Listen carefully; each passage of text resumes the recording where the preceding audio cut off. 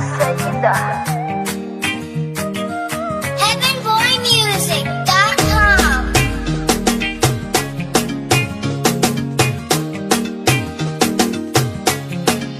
Esiao herinamako velom-panotanina ny tenako velom-panotanina tosaro-palina malomalokany eto amin'ny ville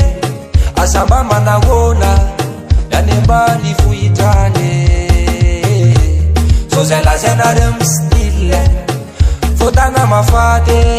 fa tena teo any fa ny tsy manana tsy malony aminana namana lany any miala tsy nanana zay vo mba tafanalo raha avana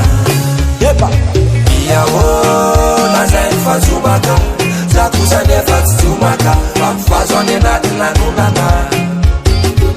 iahô lazay ny fahazomaka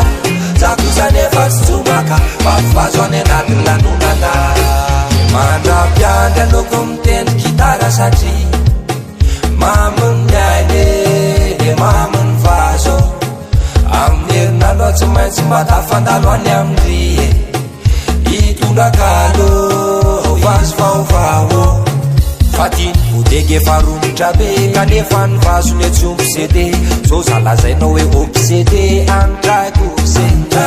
fatiny bodege faromotra be kanefa ny vazony atsombo cd so zalazainao hoe obcd antraiko ze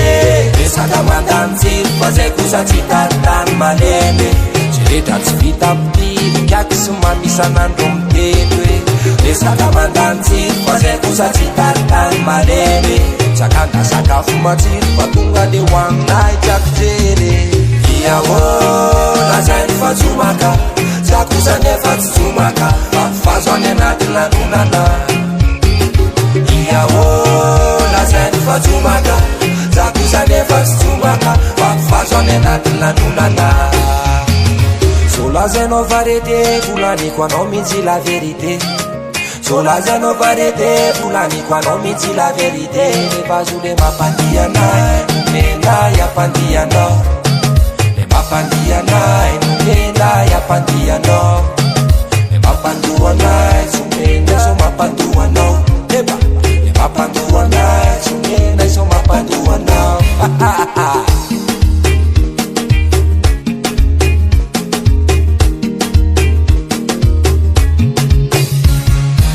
iahô lazay ny fahazomaka za kosa nefa tsy jomaka fa mifazo any anaty lanonana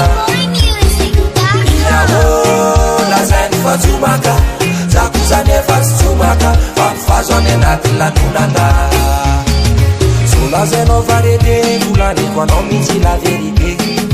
so lazainao varete volaniko anao mihitsy la vérité rehefa zo le mampandianay nomenay ampandianao mampandianay nomenay ampandianao mampandoanay tsy menay so mampandoanao